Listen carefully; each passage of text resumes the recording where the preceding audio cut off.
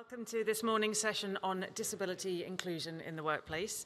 I'm Sarah McDonald from Edinburgh University Press. I'm delighted to be chairing the session today.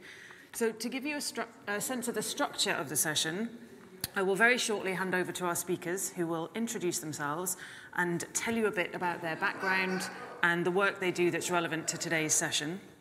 They will then give a short introduction to the C4DISC Toolkit for Disability Equity in Scholarly Communications, and then pull out a few interesting points from the survey that we circulated in advance of the conference, which some of you may have had the chance to respond to, so many thanks if you did.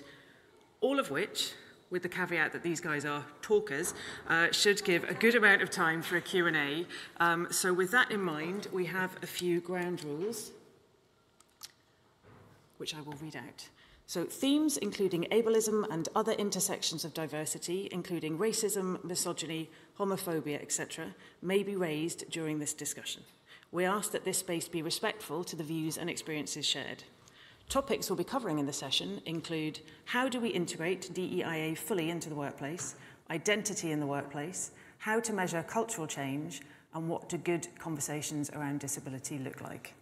We're really keen to encourage your participation in the session, so you'll be able to answer questions at the end using the mics and also at any time during the session using the app.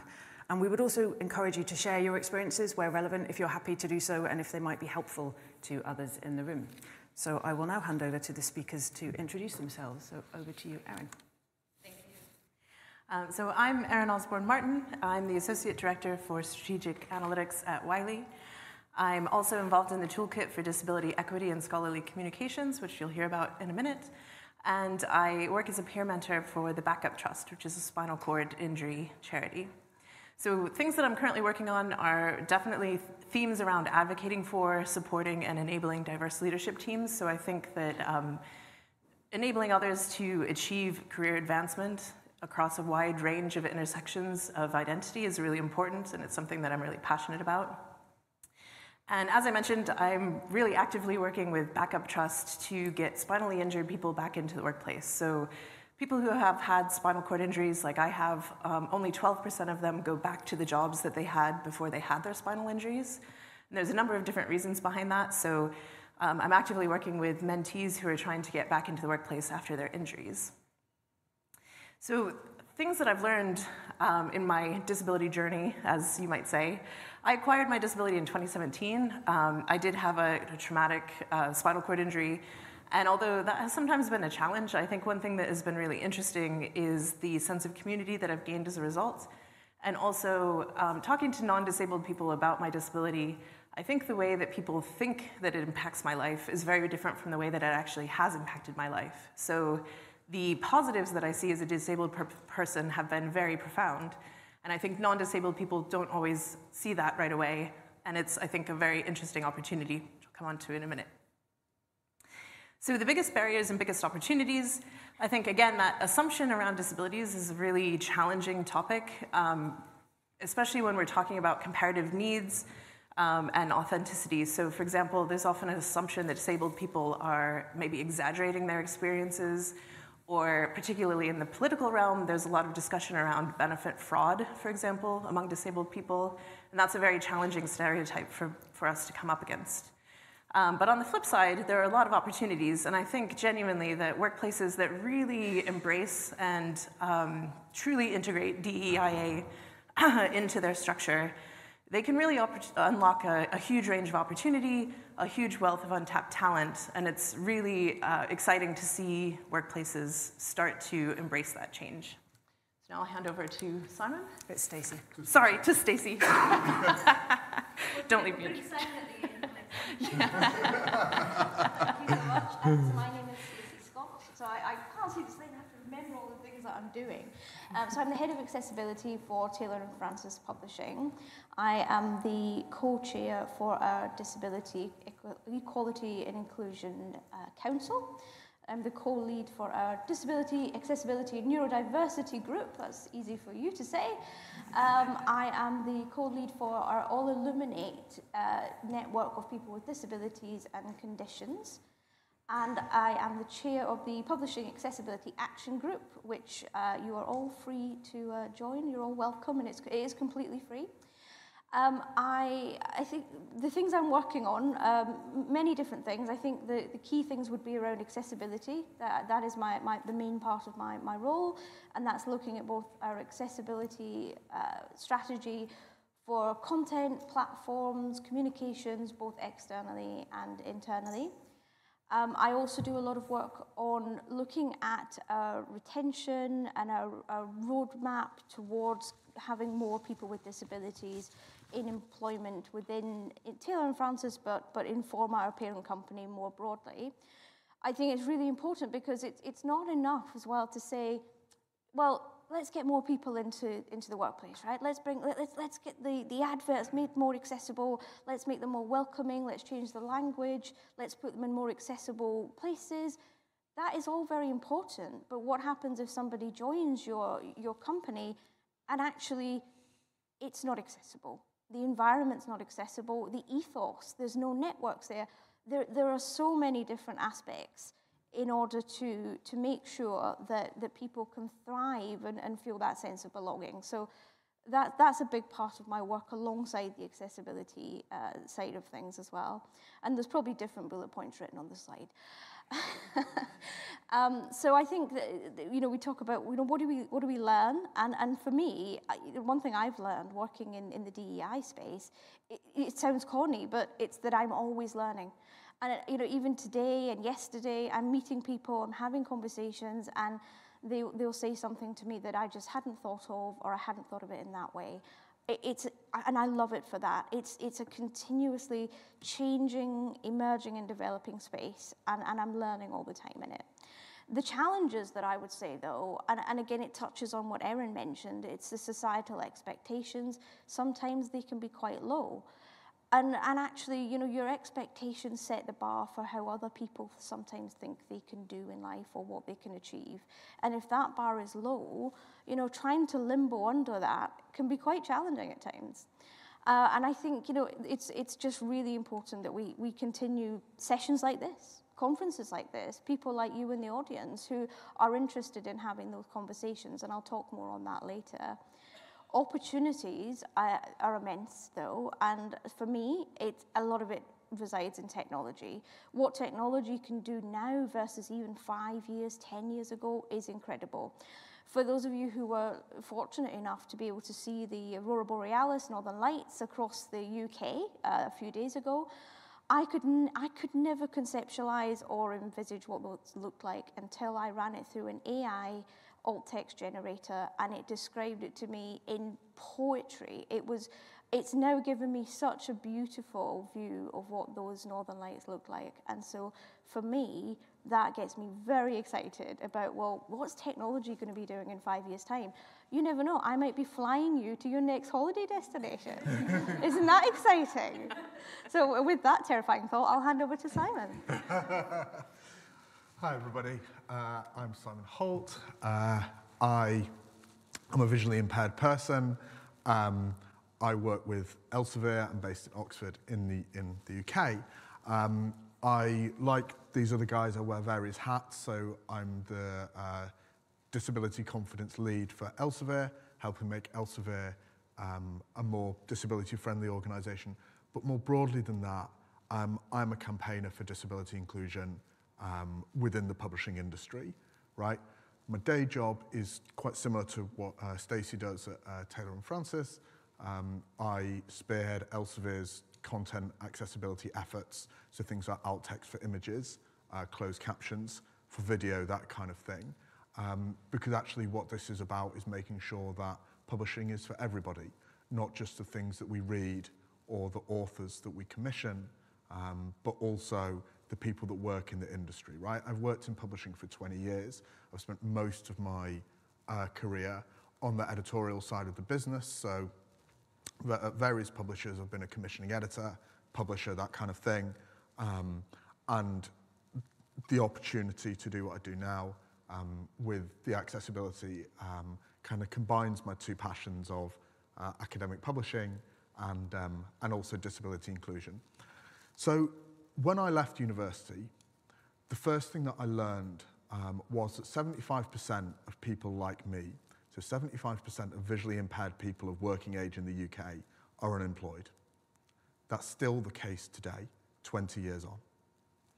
And so for all my friends, they were thinking about, you know, what does success look like? They wanted to be a director this and they wanted to do that job. For me, success was having a job, actually. And I want to change that. I was lucky that when I joined Elsevier after a couple of jobs elsewhere, I was interviewed by somebody whose daughter is visually impaired. And so she was able to understand the challenges that I have and really fight for me. But I don't want other people to rely on luck. When I see somebody with a disability, I see somebody who is a good problem solver. I see someone who has to be adaptable. I see somebody who normally has to be good at advocating for themselves, who might be good at building relationships. These are all business skills that help us solve problems at work as well as in our everyday lives. And therefore, it's these kinds of people that we as publishers, we as libraries, everybody in scholarly communication should want to employ. So in terms of the things that I'm working on, it's about normalizing those conversations around disability. I think the biggest barrier is still that people are too afraid to ask questions because they're worried about offending people or they're worried about getting it wrong. Actually, this is what spaces like this are for, so we can start to normalize the conversation. I think change does come one conversation at a time, and what I'm hoping is that we can talk today about a kind of employee life cycle approach, if you like, about how, as Stacy was saying, we don't just recruit more people, but we actually have infrastructures in place to allow disabled people to thrive and to progress and succeed, just like everybody else. The opportunity for me is clear. Stacy made a good point about technology, and that's a great enabler. But ultimately, if 15% of the world's working age population have a disability, and employment outcomes for people with disabilities are at least 50% less than everybody else, there's an opportunity here to employ some really talented people and get the most out of a really underused section of our society. There's a saying in disability inclusion, nothing about us without us. And if we have readers, authors, reviewers, editors with disabilities, but we don't have anybody in our organization with a disability, we are failing to represent them, which, given our mission as publishers, is all about disseminating knowledge, I think is a pretty big gap. So hopefully we can have a good conversation today to think about how we might start to address that. Okay, so I'm now going to move on to the next section where I'm going to talk about a project that various people across the scholarly communications industry have been working on recently. So, you know, the three of us all talked about the publishers that we, you know, are employed by, but actually one of the great things about, you know, working in areas like disability and accessibility is this is not a competitive sport, right? You know, actually we are here not so much as representatives of an organization, but as people who work in this industry, and as people who are part of a community, not only the disabled community, but the publishing industry as well. And so you might have heard about the various C4 DIS toolkits on anti-racism, on inclusive language, etc. So in the past couple of years, various people, so the three of us, but various other people as well, have been working on a toolkit for disability equity within scholarly communications. So the first iteration of that has just become available recently. The first iteration is really focused on employees or people who want to get into publishing, either who have a disability. And it's really about collating resources that are already out there to help individuals at all different segments of the employee life cycle, right? From, you know, looking for a job to the hiring process to starting to progressing, right? And the idea really is that publishing, as you guys will know, you know, yeah, there are some bigger publishers, but loads of publishers are quite small publishers. And It may be that you work for one of these publishers and you're the only person with a disability at your organisation. We feel that community is important and we don't want anybody to feel on their own in terms of either having the conversation or in terms of getting the support that they need. So the Toolkit for Disability Equity really is meant to be a resource for people to access, to get the help that they need, but also access to a community. So as I said, we've published the first iteration here that's aimed at people with disabilities. We are hoping in the future to publish iterations of this that are aimed at managers and also at colleagues as well.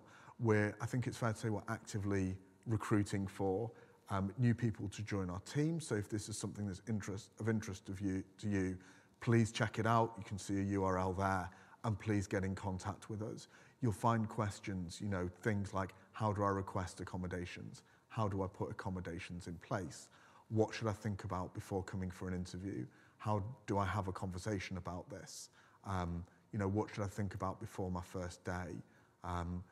Disability can be acquired at any point during our lives, right? It's a club that if you're not in yet, you may well be in the future. And so this resource is designed at, as Nye Bevan said, free at the point of need, right? This is a resource here that hopefully will give people a good starting point in order not only to advocate for themselves, but also to have better conversations with colleagues as well. I'm now going to hand over to Erin, who's going to talk about the results of the survey that we sent out before this session to really draw out some of the themes about workplace inclusion for disability that hopefully will be some good conversation starters for us. Thank you. So I'm going to try and make this as painless as possible. There's 3 slides with a lot of numbers on them, and I'm not going to read out all of the numbers. I'm sure you'll be thankful to hear. But I did want to point out what we've done for these 3 questions. There were more questions in the survey. These are just the 3 that we thought were most illuminating and interesting. That we've done, so on the left side of each of the slides, you'll see the overall results. And then on the right side of these 3 slides, you'll see a breakdown between what the people who identified as leadership responded and how employees responded.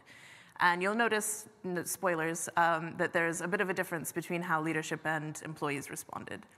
So with this one, does your organization have a single point of contact if an employee has an accommodation need? You can see that overall, a little under half of the people who responded said yes. Oh, and one thing I forgot to say was that we did have 59 respondents to this survey that was sent out to everyone who is attending this conference.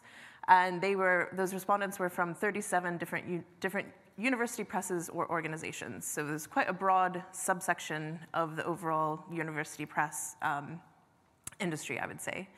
So again, that overall number is 46% said yes. We do have a single point of contact if an employee has an accommodation need. But here you can see the leadership, that response was much higher. About 2/3 said yes. And more than half of employees said that they didn't know if they had a single point of contact if they had an accommodation need. So if you could move on to the next slide. We have a similar pattern here, but more yeses. So we had 68% of people said, are there resources available to support disability-related conversations? Those answers were yes, 68%. Leadership, quite high, 79% said yes. Very few said no, and then employees here, we do have more than half saying yes, they do have resources available, but again, 40% said that they didn't know. So quite a high proportion of employees not knowing if there's resources available. And then the final slide. So this is about the hiring process. So I thought this one was particularly interesting. 62% said yes, there are processes in place to support disability inclusion during the hiring process overall. 86% of leadership said yes, very high number. Only a little over half of employees said yes, and 44% said they didn't know if there was any process in place to support disabled people during the hiring process. So I think here there's, I would say, one particular theme that we could really focus on, which is that there's an information gap. And in particular, one of the difficult things for organizations supporting disabled people is not just putting those processes in place, but making sure that the disabled people know that those processes and resources are available to them. So I wouldn't exactly call this a quick win, but if you work at an organization or a university press that does have resources available, does have a process in place during the hiring process, a key thing that you can do is just make sure that your employees know that. So I would call it kind of a medium win. It's not exactly quick. Communications, are not always easy, but just making sure that people are aware of the resources that you already have in place is really important. There's obviously a much bigger piece around putting processes in place where you don't have any, but I think if you're just trying to think about what the first thing to do, if you're currently not sure even what your organization is doing about disability inclusion, one thing is to either advocate for, or if you're in a leadership position, to implement some kind of communication to tell people that these resources are here, that these processes are in place, who the person is that they should contact if they have questions about disability. All of those kinds of things, I think a big piece of it is just communicating. So again, there's a lot more work that can be done, and I think we'll probably cover most of that in the Q&A session. But I think if you have one thing to take away, that would be the one that I would focus on, is that communication piece. Okay, thanks. So as part of the survey, we had space at the end for you to ask any questions that you would like the panel to discuss today. And we pulled out a number of these along a common theme and grouped them into 3 questions, which I'll put to the panel before we move to an open Q&A. So the first one is, actually it's more of a request than a question. I would love to hear some examples of successful employment stories and whether other smaller university presses have policies and processes in place to support disability inclusion that could be shared. Simon, I think you were going to start with that one. Yeah, absolutely. I think these words like policies and processes can sound quite big and scary, right? But building on what Erin said, a key takeaway I would say is ask people what they need and ask repeatedly, right? The best examples I can think of, and I think there are a couple of universities or university presses who do this quite well, is ask people what accommodations they need at every stage of the hiring process. There is an uncomfortable reality, right? And I think we do need to address uncomfortable realities, which is that there is still somewhat of a social stigma around disability. People don't always feel comfortable in telling us if they have a disability, right? All too often, for example, right? We still talk about disclosing our disability. Actually, the only other thing you disclose in life is your criminal record. I prefer the word share, right, because it's more positive. But really already, if we're talking about negative connotations, no wonder people feel afraid to tell us. And so the best examples I've seen have been where at every communication throughout the hiring process, so, from on a job ad, you have a thing, contact this person, email address, if you have accommodation needs. When you send the communication out about interview, when you're reminding them what day the interview's on, when you're saying second interview, offer, etc. At the bottom of each one say, do you have any accommodation needs? Please get in touch with us. And there's 2 important things there. One is people will share at different stages of the process depending on how comfortable they're feeling and what kind of psychological safety you've built up as part of the process. Second of all, it's really important to have a named contact, as Erin was saying, right? People feel quite vulnerable about sharing this stuff sometimes. And often what people need are quite small things, right? But it's important that people feel like they can have a conversation with a human as opposed to this being an anonymous kind of form where they don't know where the information's going and they don't know, how it will go down and all of this kind of stuff, right? I think just going back to what I said before, the biggest barrier, I think, to inclusion is people feeling too afraid to ask the question. There's a great story that I heard once about somebody coming in for an interview who happened to be blind. And they put on the form, you know, I've got an accommodation request. And the HR manager saw it and was like, oh, accommodation request, I don't know what to do. So they raised it to their manager, and their manager didn't know what to do. Raised it all the way up to the CEO, and the CEO goes, well, what's the accommodation request? I hadn't thought to ask. All the way back down. What's the accommodation request? Oh, I'm bringing my guide dog. Could I possibly have a bowl of water for my guide dog, please? Right? By not having the conversation, this ended up being a much bigger deal than it needed to be and caused a whole load of stress for a whole load of people. So make sure you're asking people what they need and make sure you're giving people every opportunity to tell you what they need. Anyone else? Stacy, Erin? Want to add any further? You covered that one. Okay. Yeah. I mean, I just want to say I love your point about disclosure, and the only thing we're asked to disclose is our criminal record. I think that's really powerful, and the idea that actually language is so important, using the word share instead of disclose. I think that's a key takeaway for me from this session. So the second question is, what is the best way to advocate for greater inclusion of DEIA-related policies within a company's official handbook? Specifically, if a leadership team are dialed into EDI but are then resistant to simple changes like removing degree requirements from entry-level job roles, do you have any tips on how to challenge those in leadership roles without feeling like you're jeopardizing your position when doing so? Stacy, do you have anything? Wow, that's a big question, isn't it? But it's a very important one. Thank you. So I think, you know, I think there's three things that I think about when I think about this sort of level of inclusion. I think there's the employees and the employees feeling that they have that sense of belonging and that they're able to integrate and get what they need. I think there's actually a piece, and I was talking to Abigail yesterday about it. There's something that we never talk about, which is, you know, what is happening for in terms of inclusion at that ELT level. And then the third part is bringing those things together and creating an ethos and an environment where it almost becomes the norm. You know, the way when you join an organization, you go through these tick box kind of, you know, things that you have to go, you know, training that you have to do. And actually, you know, so you have to do IT and you have to do security, data security, GDPR.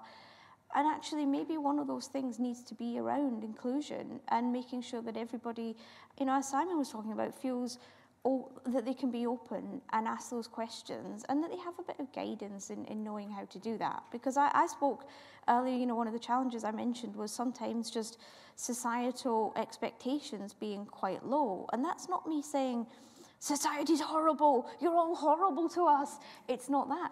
It's that I think you're all lovely. I think it's that there's this fear, as Simon mentioned, to ask the questions because you don't want to offend, you don't know what language to use, you don't know if it's okay. Now, that doesn't apply to everyone. Some people will walk up to me and say, so when did you go blind then? And, you know, so I'm not saying that's the best approach, you know. I think there's a middle ground, right? And so, you know, having those open conversations and having that place, you know, maybe it's part of the onboarding process. And actually, maybe it's not just part of the onboarding process. What if you've worked there for 20 years? How long have you worked in publishing, Simon? About 20 years. 20 years. So the conversation 20 years ago would have been so different to what it is now, right? Oh, I mean, just to give you an idea, 20 years ago, I was an editorial assistant, and one manager outright told me, we're not going to make you a commissioning editor because we think you would struggle with travel because you're visually impaired. That's where we were 20 years ago. Yeah. These days, I worry that people still think it but don't say it. Absolutely, and I think that is really important because I don't think we couldn't say that would never be said these days. I would like to think it's less often, we would hope. It would be great to see the figures on that one, and I've certainly had you know, similar experiences. And I think this is where, you know, if we start looking at, you know, I think leadership have a big part to play in that they need to be leading the way and having these conversations to let colleagues know that actually it's important and that it's a big part of being part of an organization. I also think that employees need to do similar so that leadership can feel that they can speak up about their disability. I mean, we all work for, pretty large organizations, and especially if I think about, our parent company, Informa, we have quite a lot of senior managers, senior leadership. And with 15% of the world's population having a disability that we know of, there absolutely will be some of them who will be experiencing different challenges and different, going through different situations, but they don't talk about it. Now, why don't they talk about it? Is it because they feel like they would be judged? And again, it comes back to these expectations in society. And so having that out there on the table, making it part of more everyday conversations, I think is really important, and having it as part of policy, part of handbook, sure, part of the integration and welcome process, but also maybe, it needs to be more ongoing, because, you could have joined 20 years ago and done a course, unlikely, but say you start now, you do a course, in 20 years' time, you've forgotten it all. These conversations keep changing, development keeps happening, and we need to make sure that we keep up to date with that like we would anything else. I think the other really important point is allyship. And again, this is where I talk about how lovely people in society are, because the fact that you're all here in this room, it means that you're interested, it means that you care, it means that you want to know what you can do. You are an ally just by being here, and that makes a huge difference. And if there's anyone sitting thinking, I just didn't really know where else to go and this doesn't apply to me, it does apply to you, because whether or not you tick a box, you're in a demographic, you can be an ally. And so, for example, in my workplace, I'm a member of Nations, our race and ethnicity equality group. I'm a member of our LGBTQAI+, easy for them to say, well, I'm a member of that group, because again, I'm always learning, and I want to show that I am an ally. You don't have to be in that demographic, but you can absolutely show your support for it. And I think the final thing I would say is, networks are so important, to have that sense of, actually, it's not just me.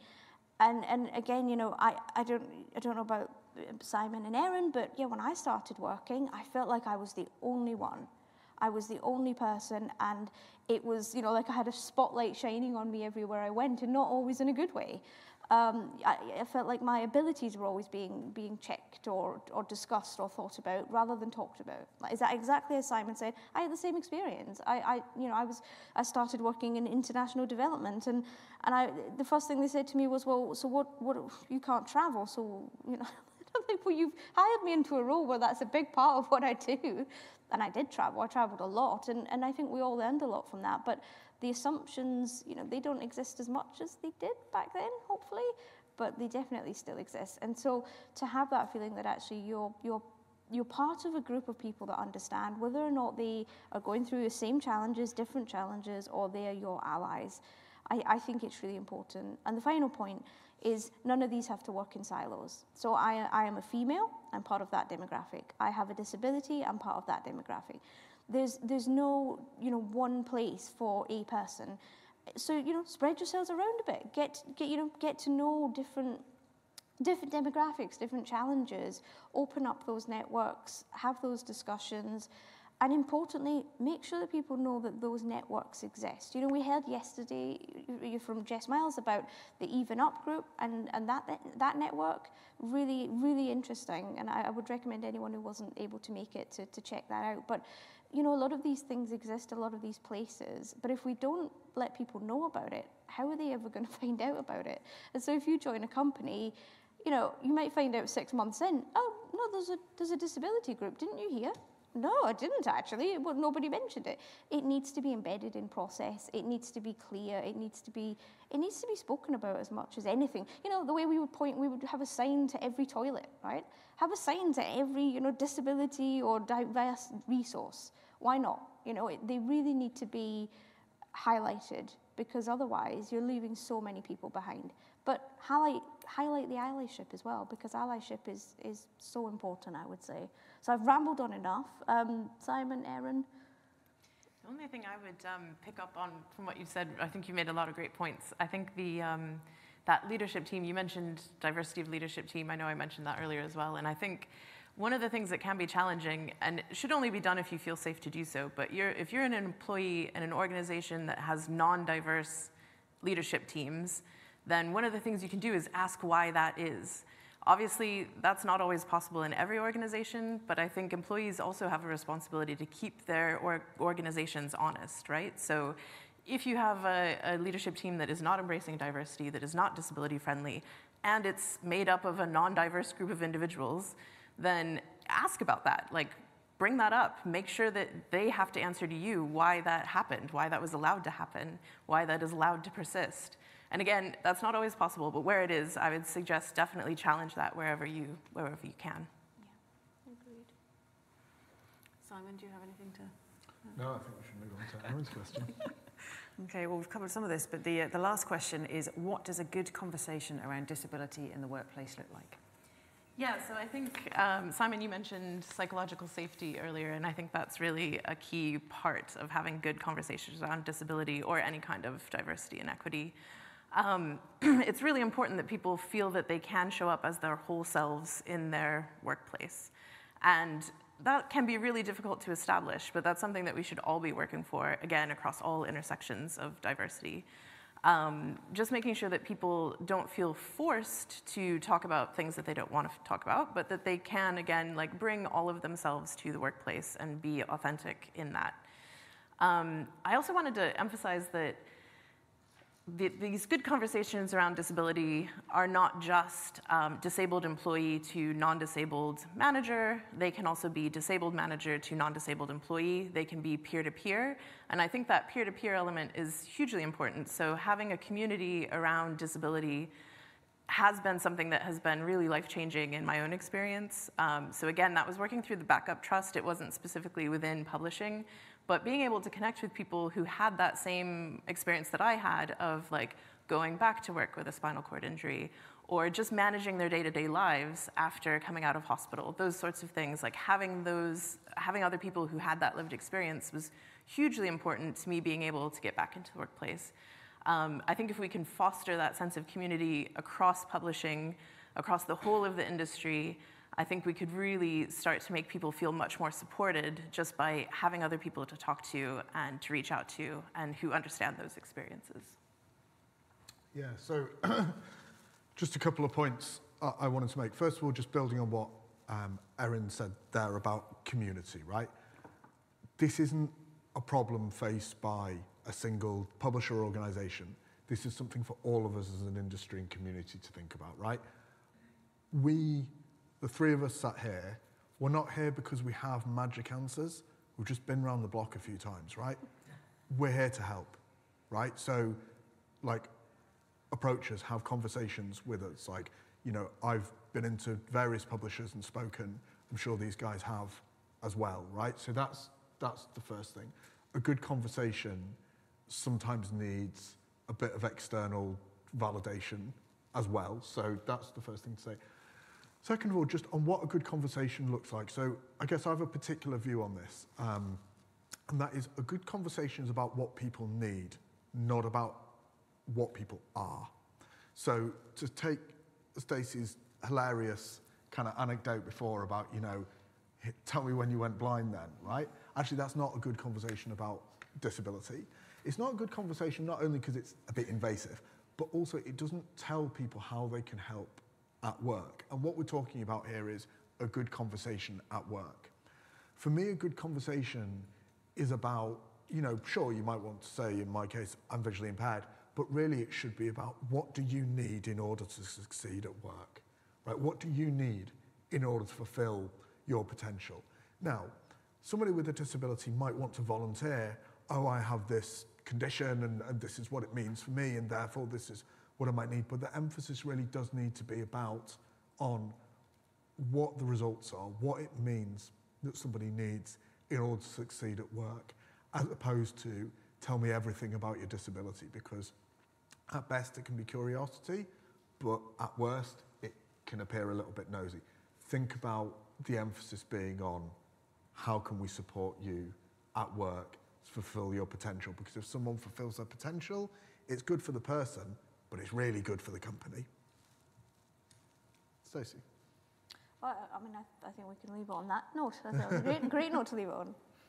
Great, thanks guys. So are there any questions in the room or on the app?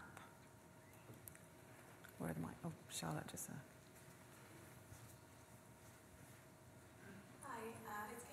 Princeton University Press. Thank you, all of you, and I've learned so much from all of you over the years and today, and will continue to do so, so thank you so much for your advocacy. I have a question around the kind of intersection of chronic conditions and disabilities. So I have hypermobility syndrome, that it doesn't affect me too badly, but it does through my life, and I have migraines, and that's very intermittent, obviously, and I think I've been kind of wrestling with where is having a chronic condition kind of trying to claim something that I don't have, and where is talking about that and advocating for that allyship and normalising different needs in the workplace. And why it's particularly top of mind is we have a colleague who suffers with migraines very badly, and there are times when I feel like had I faced some of the challenges of working with that condition, I would have cleared a pathway for her that she wouldn't have, needed to navigate so well. So that intersection, is lumping in chronic conditions with disability a kind of claiming a space that isn't ours, or is it just a way to be an ally in the space? Do you want to go, or can I go? You can go. Okay, thank you. We'll fight over it. So I think just two quick things. So first of all, you might be interested to hear that on quite a lot of self-ID forms for employment, the language that they use is, do you consider yourself to have a disability, a long-term health condition, or to be neurodiverse? So that, I think that's worth kind of framing. Second of all, I'd like to talk about something called the social model of disability, right? And I think, we're a kind of an academic publishing audience, so I think, this is kind of worth pursuing. And that basically says that, so the medical model of disability is basically, I'm visually impaired, there's something wrong with my eyes, and that's why I can't do stuff. The social model of disability, which is where disability advocacy is really at these days, is that it says that there is a malalignment or a misalignment between you and the environment that you're in, right? So, I have a visual impairment. If I can only read print books, then I can't read. But if I can have audio books, then my disability is mitigated by the fact that there is, an adjustment there, right? And so, coming back to your question about migraines and what have you, I don't think it's about, diagnosis or anything like that. Actually, you're saying that you have a condition or symptoms that are stopping you fulfilling your potential at work, right? If you can get support that mean that you can fulfill your potential, then let's get you that support, right? That for me, I don't think it's about saying, well, it's these things but not these things. It's about saying that there is something that's stopping you fulfilling your potential at work, and there's something that an organisation can put in place that will help you fulfill your potential at work. That's all the conversation that's needed, to be honest. I think that's where it starts and ends. Erin? Yeah, Simon basically read my mind. So I was going to bring up exactly those two things. I suppose one thing I would say is in the US and the UK, a disability is defined as something that affects you profoundly for more than a year. So that's a very legalistic definition, but it is also sometimes useful to think of it in that way, because I think the overlap between chronic illness, neurodiversity, mental health, and disability, it's quite a wide umbrella. And yeah, I'll stop there, because I think we've got some other questions, but that's a really good question.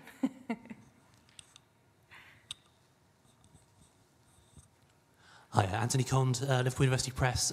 Stacy, Simon, Erin, that was great. Thank you very much. You spoke about support in the application process and the onboarding, and you've spoken about support within the organisation when you're there. I'm really interested in the pipeline into publishing. Publishing in general is pretty poor in broadening its recruitment pipeline, and I'd be really interested to hear some thoughts from you on how we might address that, where we might go. Most of the university presses in the room are relatively small organisations, recruiting a handful of people a year. How can we, for instance, to Simon's point about the number of visually impaired people who are unemployed, how can we make it clearer? How can we reach that audience and say that there's an opportunity here within our organisations? Shall I go? Yeah. Yep. Yeah, it's a great question, and I think there are a number of different avenues, and I think it's important to look at the whole process. And so one of the things is, that statistic that Simon mentioned, I mean, it's now 82%. 82% of people with vision impairments of working age are unemployed, which is just, it's absolutely staggering. And so we're quite weird, right? That we're here with jobs. We're special, we're Stacey. very special, aren't we? But we shouldn't be, and that's the point, isn't it? We shouldn't be. And so one of the things, if I'm looking at job adverts, which obviously I work for TNF, I don't look at job adverts, but sometimes they come up, and I see them, and I think, part of the language is the language that job advert uses. I would say is probably 70% what sways me to whether or not I want to even apply. So if I read it and it doesn't mention that we are an equality employer, we embrace diversity. If it says we embrace diversity, people of different ethnic backgrounds and gender, and it doesn't mention disability, I shy away. I think they're not ready for me. They are not having the right conversations. They're not where they need to be for me to feel comfortable. And it might not be true. They might be brilliant to work for, but it just hasn't occurred to them to put it on their advert. So I think that's a key. Language is such a key thing, and that's a recurring theme in this session. Second of all, where are we putting those adverts? Are we putting them in accessible places? Because what I'm seeing at the moment is, they go on LinkedIn, one click and 200 people have applied for that job. So how are we really sifting out the best talent? How are we looking at the level of diversity when we're just being flooded by applications, most of which they're not even, I recruited into my team recently. 90% of those, they didn't have the skill set that was being asked for in the job. They just clicked apply because they could. But actually doing it via the LinkedIn platform isn't very accessible for a lot of people. It doesn't work particularly well with screen readers. Are you being transparent about, what you're doing in terms of diversity when you're just clicking through LinkedIn? And so thinking about, who can we work in, purple space? There are different, places where you can work. Even Break, for example. Even Break, you can work with companies where they post adverts from companies who specifically say, we want to attract more disabled applicants. We want a more diverse workplace. And I think that's another really important point. And there's so many important points. The third one I would make is the interview process.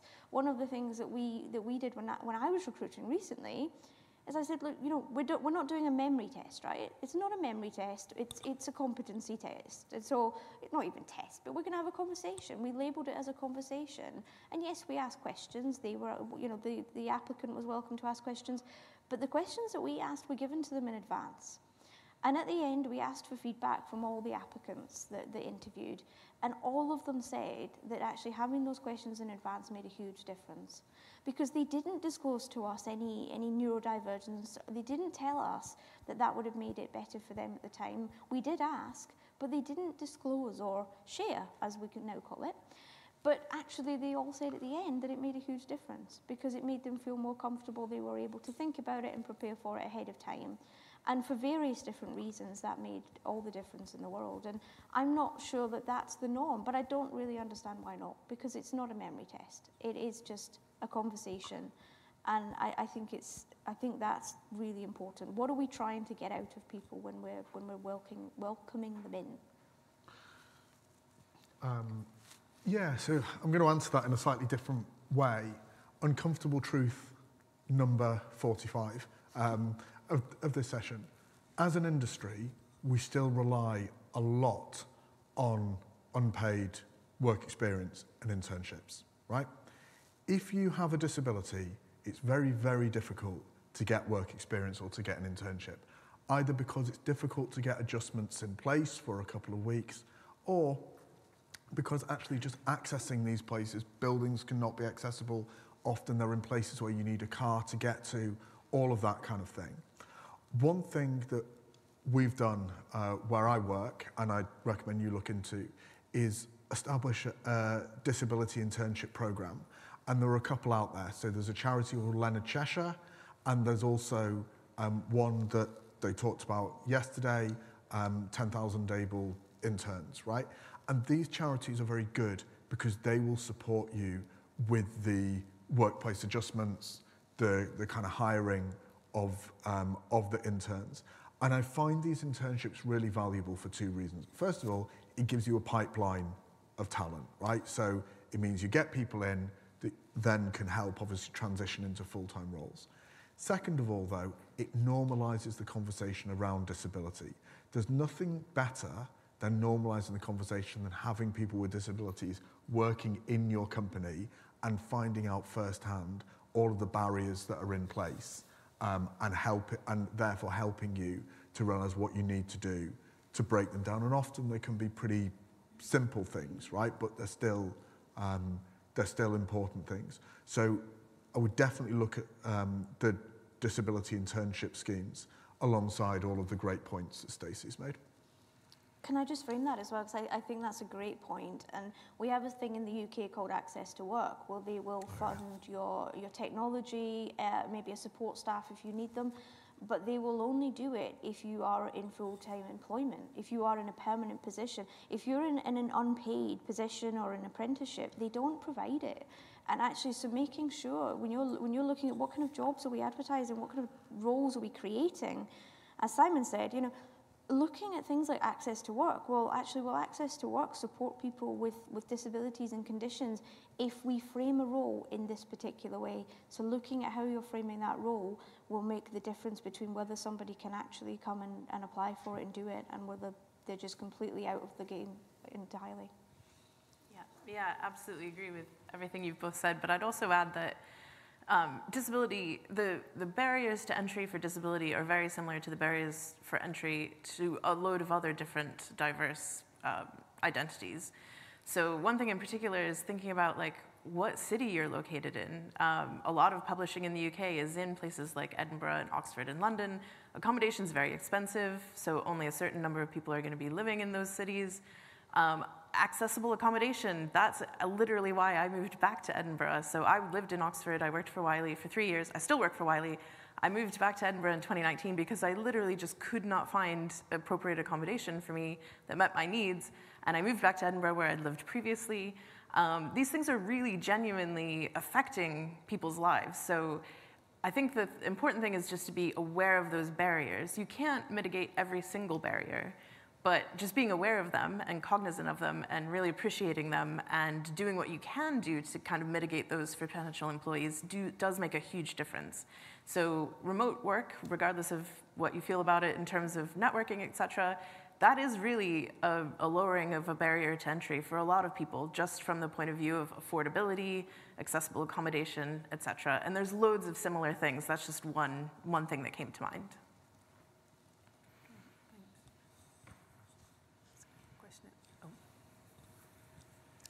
Helen Shannon, Cambridge University Press. I thought the figures from the survey around awareness of policies and so on were very interesting, especially the distinction between kind of knowledge of by leadership and non-leadership people. I was wondering whether there was any, I can't remember, whether there was a way of sharing, whether you had a disability yourself on that survey, because I think disabled people may have more awareness of policies than non-disabled people. I think my eye might just sort of slide over, you know, do you have a request for accommodation, tick boxes, and then I might just forget that they exist, you know, because they don't currently apply. And I think in this case, maybe Stacey's point on really obvious signposting all the time is probably useful, because just because I don't need it now doesn't mean I won't in the future.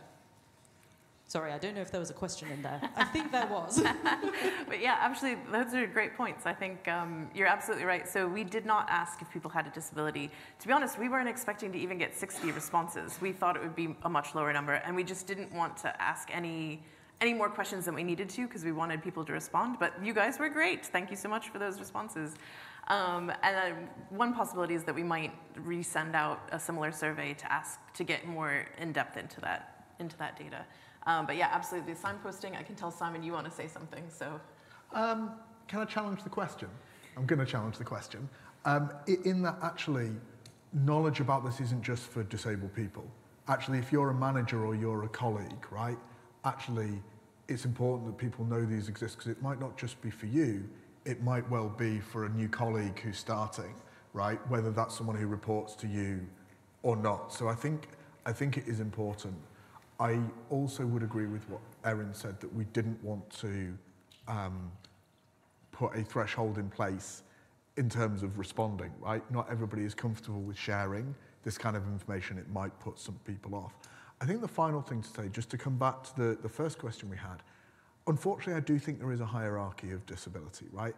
I think many more people recognise physical disabilities than hidden disabilities, whether that's chronic pain, whether that's neurodiversity, etc. And so I would also say that a question like that, when you're asking does someone has a disability, whatever answer we got, it may not capture the full spectrum anyway, because there are many people who could do with support at work who would not recognise themselves, or indeed their colleagues, as having a formal disability, whatever a formal disability might mean. I'm afraid we've run out of time for questions, and I know there were more questions in the room, so the speakers will be around during the breaks and for the rest of the day, so please do come and chat. And before we thank them, I am duty-bound to remind you that there is a coffee break just now, and the next session will be digital disruption back in here in half an hour. But please join me in thanking our speakers for their insight today.